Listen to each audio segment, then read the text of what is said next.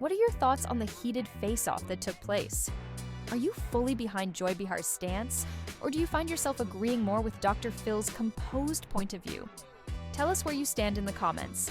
This isn't a conversation anyone can afford to miss.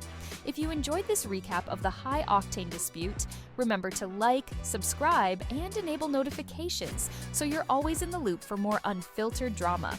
In an incendiary installment of The View, a fierce argument erupts when Dr. Phil confronts Joy Behar regarding her candid critiques of President Donald Trump. The tension rises to an all-time high as Joy insists that Trump demonstrates unmistakable signs of narcissism, provoking a fierce exchange that leaves the room on tenterhooks. Leaning on quotes from renowned psychologists, she asserts that Trump personifies all the classic characteristics of narcissistic personality disorder, going so far as to name them: an inflated sense of self-importance, an obsessive focus on power, and a never-ending craving for admiration. Those remarks pave the way for a contentious exchange, with the atmosphere seeming to sizzle under the stress. Yet Dr. Phil refuses to back down. Maintaining his trademark blend of composure and authority, he challenges Joy's claims with a more restrained line of thought. While acknowledging that Trump and countless other people in demanding leadership positions may exhibit narcissistic attributes, Dr. Phil clarifies that such traits don't immediately translate into a legitimate mental illness. Are you folks sure you don't need a quick break? I'm guessing no, he inquires, turning toward Joy. She needs to bring this question up because even though no professional can diagnose someone from a distance, especially someone they haven't personally evaluated, a lot of highly esteemed psychologists, therapists, and doctors have been suggesting that Donald Trump is demonstrating symptoms of narcissism. And remember, one of those indicators is being consumed with fantasies of boundless power, achievement, and brilliance. They're wondering if he's dealing with narcissistic disorder. First, would you label narcissism as a mental illness? And if you do, does that mean he's unfit to serve as president? His sobering perspective cuts through the fiery atmosphere, pushing the panel to pause and reconsider their previously held beliefs. As the disagreement escalates, the discussion broadens into ambiguous territory, touching upon media partiality and partisan double standards. Dr. Phil stands his ground, stressing the pitfalls of diagnosing political personalities with mental disorders solely based on their conduct. His viewpoint momentarily stuns the group, creating a brief hush amid an otherwise volcanic exchange. Never one to shy away from stirring the pot, Joy refuses to stand down. She firmly reiterates her stance, insisting that Trump's tendencies surpass ordinary personality idiosyncrasies. With a knowing smile, she declares, "It's not just me. A lot of psychologists are saying it." The result is an engrossing, no-limits quarrel that keeps the audience on the edge of their seats. Joy Behar pulls no punches in questioning whether Trump's behavior suggests he's psychologically unsuitable for the presidency. She goes so far as to tie his conduct in the public eye to the clinical interpretation of narcissism, constructing a divisive portrayal of his mindset. Dr. Phil, meanwhile, counters in a cool-headed manner, introducing a vital counterbalance. Serene and unruffled, he debunks Behar's inferences by laying out the concrete facts. Citing the DSM-5, Diagnostic and Statistical Manual of Mental Disorders, he points out that narcissism is a clearly defined clinical label, not just a casual insult. He explains that to meet the threshold, an individual's actions have to fulfill a set of specific criteria. While prominent figures such as Trump might exhibit narcissistic conduct because of the enormous pressure and continuous scrutiny they face, Dr. Phil emphasizes that this doesn't necessarily confirm a formal diagnosis. Cautioning the panel, he advises them to be prudent, noting the risks of making clinical evaluations based on someone's public persona alone. Behavior like lacking empathy or being unable to fully see others' perspectives, he explains, can indeed align with narcissistic tendencies. But that alone doesn't automatically mean someone has a mental disorder. I'm pretty sure that's a multi-part question, and I object, he says with a wry grin. Though people talk incessantly about narcissism without truly grasping its meaning. So I brought a checklist from the DSM-5 to clarify what it actually entails. If I asked most folks to stand up and define it, they'd be lost. Let's see if this rings any bells. 1. Has an overblown sense of self-worth. 2nd, is fixated on fantasies of triumph, influence, and genius. 3. believes they're unique or exceptional and can only be understood by similarly special individuals. 4. Demands excessive praise. 5. Feels entitled, also known as being very thin-skinned. 6. Exploits interpersonal dynamics. 7. Shows little to no empathy. 8. Struggles to view situations from someone else's vantage point. The conversation intensifies when Dr. Phil accuses Joy Behar of being driven by emotion and selective in her critiques. While she is laser-focused on Trump's perceived narcissism, Dr. Phil contends that she easily overlooks any potential mental clarity issues surrounding President Biden.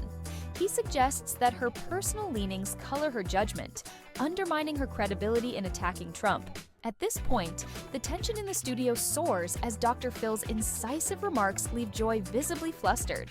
Viewers can sense the current of electricity coursing through the studio as the debate teeters on the brink of an all-out brawl. By applying the narcissism criteria exclusively to Donald Trump, while conveniently dodging how it may also apply to figures she publicly supports, Joy Behar intensifies her criticism. The panel's seemingly selective outrage becomes painfully evident, yet the real bombshell comes when Dr. Phil unleashes a surprise no one foresees. With an even-handed but stinging delivery, Dr. Phil hints that the very individuals calling out Trump's potential narcissism might be guilty of the same traits themselves. He methodically references the DSM-5, drawing attention to attributes like an inflated sense of self-importance and a compulsive need for approval. That could easily describe a lot of people, he remarks. And if you remove everyone displaying even a handful of these characteristics, you'd end up eliminating plenty of folks, including some right at this table. That ring any bells? This leaves everyone speechless, forcing them to confront the possibility that such behaviors are not exclusive to Trump, but may also apply to some of his most vocal critics. He doesn't end the confrontation there. Dr. Phil directs the spotlight at Joy Behar, hinting that her animated, at times overly dramatic style of commentary mirrors the same characteristics she denounces in Trump. The revelation hits like a shock wave, compelling the panel to grapple with a disquieting idea. They might not be as conscious of their own behavior as they think.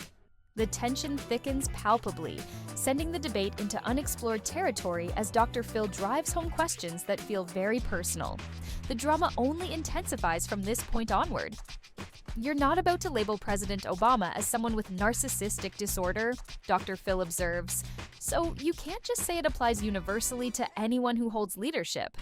Some of the same signs you mentioned, well, we've just checked off all of them, he clarifies.